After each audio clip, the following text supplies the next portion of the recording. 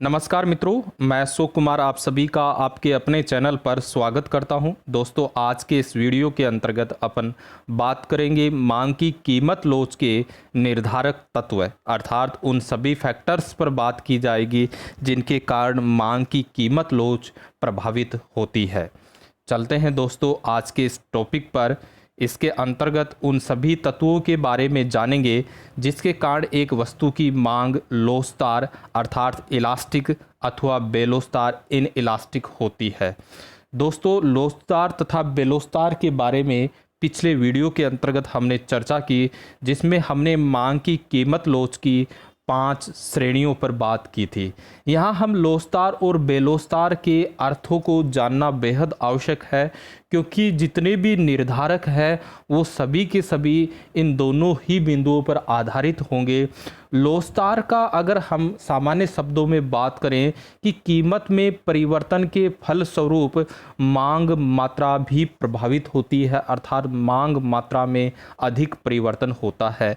हम यूँ कहें कि सामान्यतः लोचदार की स्थिति में जो लोच होती है, इलास्टिसिटी होती है, वो इकाई से अधिक होती है। हम यूँ कहें कि इस लोचदार स्थिति के अंतर्गत अगर कीमत में परिवर्तन होता है तो मांग मात्रा में भी अधिक परिवर्तन होगा, मांग मात्रा भी प्रभावित होती है। जबकि बेलोचदार स्थिति के अंतर्गत हम देखें कि यहाँ सामान्यतः हम मानकर चलेंगे कि इकाई जो लोच है, इलास्टिसिटी है, वो इकाई से कम होती है।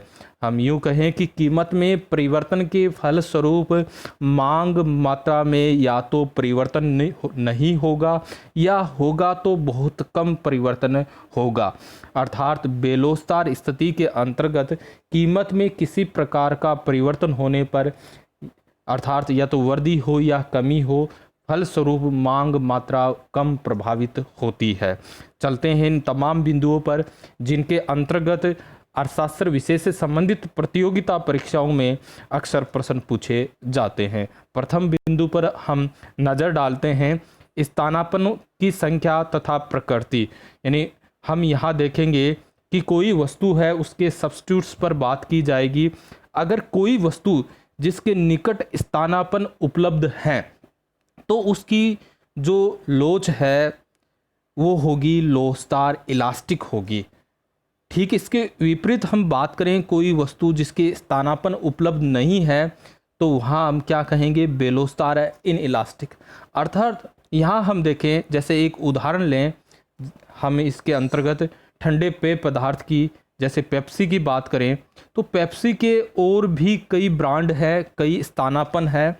अगर पेप्सी की कीमत में परिवर्तन होगा तो निश्चित रूप से हम कहेंगे कि मांग मात्रा में अधिक परिवर्तन होगा, मांग मात्रा प्रभावित होगी। अर्थात यहाँ हम पेप्सी की बात करें तो वो क्या होगा, इसकी मांग लोचदार होगी, इलास्टिक होगी। क्यों? अगर पेप्सी की कीमत बढ़ गई, ऐसी स्थिति में होगा कि जो उपभोक्ता है वो पेप्सी के स्थान पर अन्य जैसे कोको कोला है या और जो ठंडे पेय पदार्थ के ब्रांड है उनको खरीदने लग जाएंगे। तो कहने का मतलब कोई भी वस्तु जिसके निकट स्थानापन्न है, सब्स्टिट्यूट्स हैं, तो उसकी जो मांग है वो क्या होगी, लोचदार होगी। जबकि इसके ठीक विपरीत हम बात करें कि किसी वस्तु के स्थानापन्न उपलब्ध नहीं है, अर्थात ऐसी स्थिति में उपभोक्ता को उसी वस्तु को खरीदना पड़ेगा जिसके बारे में हम चर्चा करते हैं। अर्थात यानी कोई वस्तु X है, उसकी कोई अन्य संबंधित वस्तु, स्थानापन्न वस्तु नहीं है, सब्स्टिट्यूट्स नहीं है।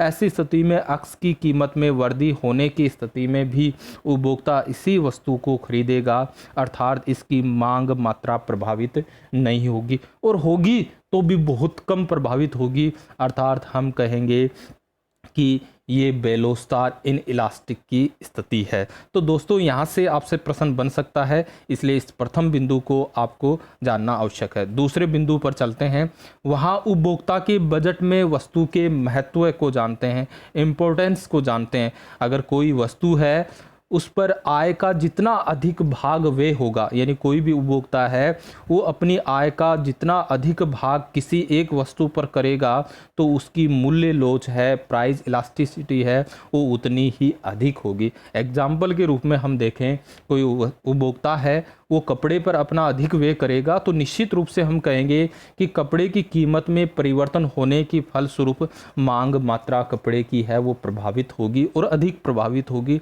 अर्थात यहाँ जो मूल्य लोच है वो अधिक लोचदार होगी, इलास्टिक होगी। जबकि कुछ वस्तुएं ऐसी हैं जिन पर कम व्यय करता है, आय का बहुत ही छोटा भाग उन पर खर्च किया जाता है, जैसे नमक है, साबुन है, दिया सिलाई है।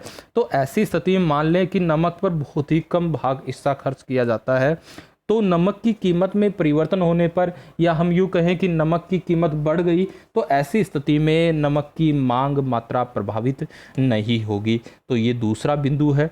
तीसरे बिंदु के अंतर्गत चलें, वस्तु की प्रकृति, नेचर। तो ये भी वस्तु की जो कीमत लोच है, प्राइस इलास्टिसिटी है, उसको प्रभावित करती है। पहली वस्तु इसके अंतर्गत देखें, अनिवार्य, आवश्यक, नेसेसरी गुड्स, वस्तुएं जिनकी अगर मांग की लोच हम बात करें तो बेलोस्तार होगी, इन इलास्टिक होगी, क्योंकि अनिवार्य आवश्यक वस्तुएं वे होगी जो उपभोक्ता के लिए दैनिक जीवन में बड़ी महत्वपूर्ण और आवश्यक है। उनका प्रयोग करना उपभोक्ता के लिए बहुत ज़्यादा ज़रूरी होता है। और ऐसी स्थिति में इनकी कीमतों में परिवर्तन होने पर, मान लें कि इनकी कीमत में वृद्धि हो गई परंतु उसकी मांग मात्रा बहुत कम प्रभावित होगी, तो ऐसी स्थिति में हम यूँ कहेंगे कि उनकी लोच क्या होगी, बेलोस्तार होगी, इन इलास्टिक होगी। जबकि विलासिता, लग्जरी गुड्स है, उनकी जो लोच है वो क्या होगी, लोचदार होगी, यानी इलास्टिक होगी। ठीक है, यहाँ वस्तु की प्रकृति है वो भी इनको क्या करेगी, प्रभावित करेगी। चौथे बिंदु के अंतर्गत हम चलें, वस्तु के उपयोगी की संख्या। कोई भी गुड्स है, वस्तु है, उनके यूज कितने हैं, वो कितने तरीके से प्रयोग में ली जाती है। कोई वस्तु ज़्यादा अधिक उपभोग हो, उसके ज़्यादा उपयोग हो, तो उसकी मांग की मूल्य लोच भी उतनी ही अधिक होगी। जैसे एग्जाम्पल के अंतर्गत हम यहाँ ले बिजली, विद्युत। हम जानते हैं विद्युत को हम कई तरीके से प्रयोग में लेते हैं, जैसे पंखा, कूलर, बल्ब, फ्रिज, टीवी इत्यादि, पानी की मोटर इत्यादि कई उपयोग में हम लेते हैं। और जैसे ही विद्युत की यूनिट की दर बढ़ जाएगी, निश्चित रूप से हम क्या करेंगे कि हम यहाँ जो गैर आवश्यक है, जो ज़्यादा ज़रूरी नहीं है, उन उपयोगों को बंद कर देंगे और उनके स्थान पर जो ज़्यादा ज़रूरी है उनको ही हम काम में ज़्यादा लेंगे, यानी कम उपयोग वालों को हम अधिकांशतः बंद कर देंगे। तो निश्चित रूप से हम यहाँ कहेंगे विद्युत की कीमत या विद्युत के यूनिट की दर में परिवर्तन होने पर, कीमत में वृद्धि होने पर उसकी मांग मात्रा क्वांटिटी पर प्रभाव पड़ेगा, यानी विद्युत उपयोग में हम क्या लाएंगे, कमी लाएंगे। अर्थात हम यूँ कहेंगे यहाँ वो क्या है, लोचदार है, इलास्टिक है। अगले बिंदु के अंतर्गत चलें, संयुक्त मांग, जॉइंट डिमांड। तो कुछ ऐसे उदाहरण हमारे सामने अधिकांश से आते हैं जिनकी स्थिति में हम क्या करते हैं कि कुछ वस्तुएं हैं जो जॉइंट रूप में, संयुक्त रूप में हमारे लिए काम में आती है। जैसे हम देखें पेन और स्याही, चाय और चीनी। तो यहाँ जो वस्तुएं संयुक्त रूप में काम में आती है उनकी जो लोच है वो क्या होती है, बेलोस्तार होती है, इन इलास्टिक होती है। यदि हम यहाँ देखें, चाय की मांग नहीं गिरती है और वो पहले जैसी ही बनी रहती है, अर्थात उपभोक्ता चाय को ही पीते हैं, चाय के अलावा किसी अन्य जैसे कॉफ़ी का सेवन नहीं करते हैं। तो ऐसी स्थिति में हम देखेंगे कि चीनी की कीमत बढ़ने पर भी चीनी की मांग नहीं घटेगी। अर्थात हम यूँ देखें कि यहाँ चाय और चीनी है वो संयुक्त रूप में काम में ली जा रही है, जबकि होना क्या चाहिए था, चीनी की कीमत बढ़ने पर चीनी की डिमांड है वो क्या होनी चाहिए थी, घटनी चाहिए थी। लेकिन यहाँ इन दोनों वस्तुओं को संयुक्त रूप में काम लेने की स्थिति में के कारण ही चीनी की कीमत बढ़ने के कारण भी मांग नहीं घटती है, यथावत लगभग बनी रहती है, मांग मात्रा में बहुत कम प्रभाव होता है। इसलिए हम कहेंगे वो क्या है, बेलोस्तार है, इन इलास्टिक है। अगले बिंदु पर चलते हैं। यहाँ से भी प्रश्न अक्सर पूछा जाता है, उपभोग को स्थगित करने की संभावना, पॉसिबिलिटी पोस्टपोन्डेड, यानी कोई भी वस्तु जिसको पोस्टपोन किया जा सकता है। यदि कुछ वस्तुएं हम दें, यदि उपभोक्ता किसी वस्तु के उपभोग को भविष्य के लिए स्थगित कर सकता है, यानी ऐसी वस्तु है जिन्हें अब काम में लेना चाह रहे थे परंतु उनको हम भविष्य के लिए रोका जा सकता है, उनकी मांग अधिक लोचदार होगी, इलास्टिक होगी। अर्थात हम यूँ देखें कि किसी वस्तु की कीमत बढ़ जाती है, जिसके फलस्वरूप उपभोक्ता उसके उपभोग को उस समय के लिए रोक देता है। अर्थात हम यूँ कहें कि कीमत बढ़ी लेकिन मांग मात्रा प्रभावित हुई, यानी मांग मात्रा में क्या कर दी, क्वांटिटी में क्या कर दी, कमी कर दी, हम कहेंगे वो लोचदार है। क्यों? क्योंकि भविष्य के लिए उसको क्या कर दिया, रोक दिया गया, यानी भविष्य में उसका प्रयोग किया जाएगा। लेकिन कुछ वस्तुएं हमारे सामने ऐसी आती हैं जिनका तत्काल उपभोग करना आवश्यक है। जैसे कुछ अनिवार्य वस्तुएं हैं जिनका उपभोक्ता के लिए उपभोग करना आवश्यक होता है, तो उनकी कीमत में वृद्धि होने पर भी हम उनको अवश्य रूप में ही खरीदते हैं, उनका प्रयोग करते हैं, उनका उपभोग करते हैं। अर्थात कीमत में परिवर्तन के फलस्वरूप उसकी मांग मात्रा प्रभावित नहीं होती है।